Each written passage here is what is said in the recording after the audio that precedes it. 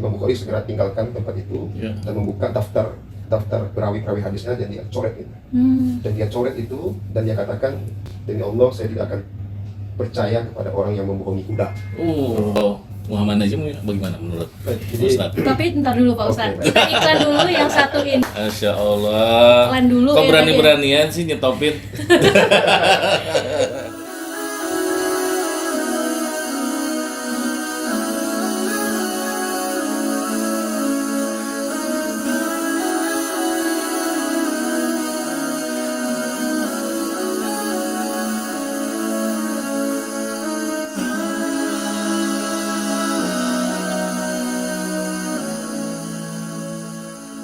Melihat sekarang nih dengan kita sampai ke ada yang bilang generasi sekarang ini.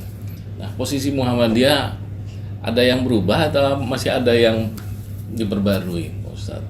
Untuk apakah zamannya menyesuaikan atau Muhammad Najim bagaimana menurut Ustaz? Tapi ntar dulu Pak Ustadz, kita iklan dulu yang satu ini. Masya Allah. Iklan dulu. Kok berani-beranian sih nyetopin? Sama ayah ya? Iya, mohon maaf ya. Lanjut ya, gimana tuh jawabannya yang tadi? Silakan. Di stop sesuai SOP kan. Baik, jadi, Aman ya? Aman. Jadi ini pertanyaan yang luar biasa ya. Tentunya Islam yang harus yang harus disesuaikan oleh umatnya di zaman apapun, di peradaban apapun. Karena Islam itu wa ma arsalnaka illa rahmatan lil alamin. Misi besar Rasul itu diutus Allah ya untuk rahmat ke semua alam. Jadi Islam itu agama universal, agama yang juga untuk semua ya. Dan terkait dengan generasi Z hari ini ya, tentu Muhammadiyah mengambil peran bahwa Islam solilikuli zaman wal makan. Islam itu relevan sampai kapanpun, sehingga kita Muhammadiyah perlu untuk memastikan bahwa institusi pendidikan agama Islam kita, dalam hal ini adalah sekolah-sekolah ya, itu harus menanamkan nilai-nilai keislaman yang terangkum dalam mata pelajaran al-Islam dan kemuhammadiyan itu menanamkan nilai-nilai keislaman. Kemudian keberadaan pondok pesantren.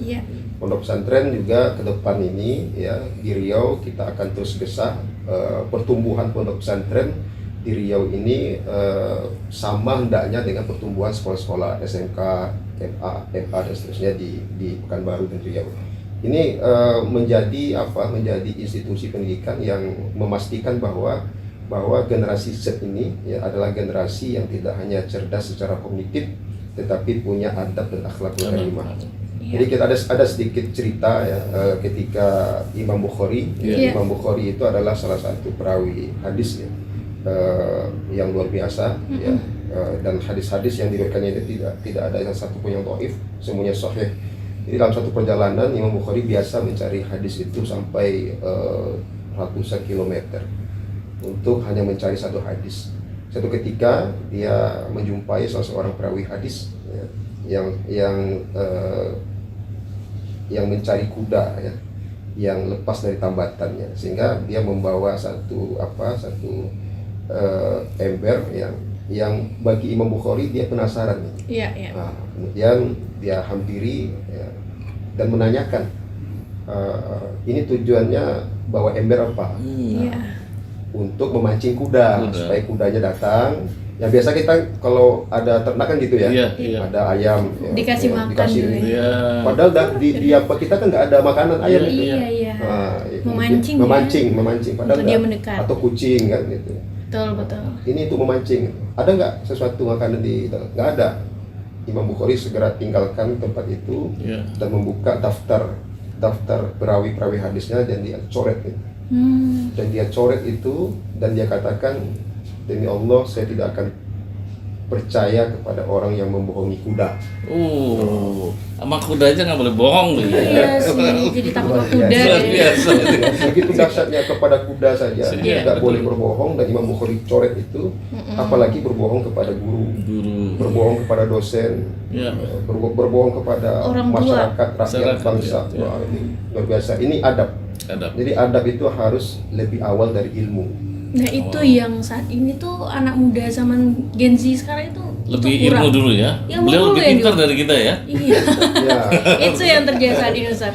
Jadi kayak harus lebih awal dulu. Ulama-ulama kita dulu mencari adab itu luar biasa, puluhan tahun baru Iya. ilmu. Sehingga luar biasa juga generasi yang dihasilkan oleh adab yang begitu, sehingga tidak menghadapi persoalan loss of adab, Ya, betul. kondil adab, ya hilangnya adab, kemudian sedikitnya adab. Ini persoalan bangsa ini. Di mana hari ini banyak ya anak-anak muda yang kurang bisa Adabnya, cara memiliki adab yang baik kepada orang tua, ya. Dan Apalagi kita di Melayu ini ya Pak Ustadz. Ya. Ya. Masya Allah. Jadi itu yang kita harus ketahui bersama dan pastikan generasi muda kita, sehingga Islam ini dari dua perspektif, normatif dan historis. Islam yang normatif ya Islam yang ada dalam Al-Quran, dalam hadis, dalam kitab-kitab ulama-ulama kita. Secara historis ya Islam yang diamalkan. Jadi internalisasi nilai-nilai Islam itu kita wujudkan dalam perilaku, sikap dan akhlak masyarakat.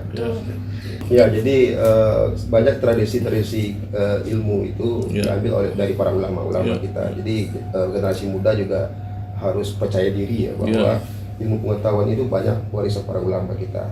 Misalkan kalau saya di UIN itu, saya selalu katakan ke mahasiswa, kita harus bangga bahwa tradisi kutip-mengutip itu, ya, ibid, objit dan seterusnya itu sebenarnya khasanah Islam. Khasanah Islam, ya, kejujuran intelektual. Kita mengutip dari sumber yang kita ambil gitu. Betul. Itu yang kejujuran intelektual. Saya teringat dengan apa yang dikatakan oleh Imam Al-Qurtubi. Imam Al-Qurtubi, saya kutip, min barakatil ilmi ayyudafu qaul ila qaili. Dari keberkahan ilmu itu adalah mengutip satu perkataan dari orang yang mengatakan. Ini yang ibid itu. Ini yang ibid, ini yang objek, ini yang referensi, daftar pustaka. Itu khasanah Islam yang luar biasa. Yang harus diketahui oleh generasi Z, sehingga kita tentu punya kebanggaan ya, bahwa adab itu harus kita letakkan di atas, di bawahnya ilmu. Iya.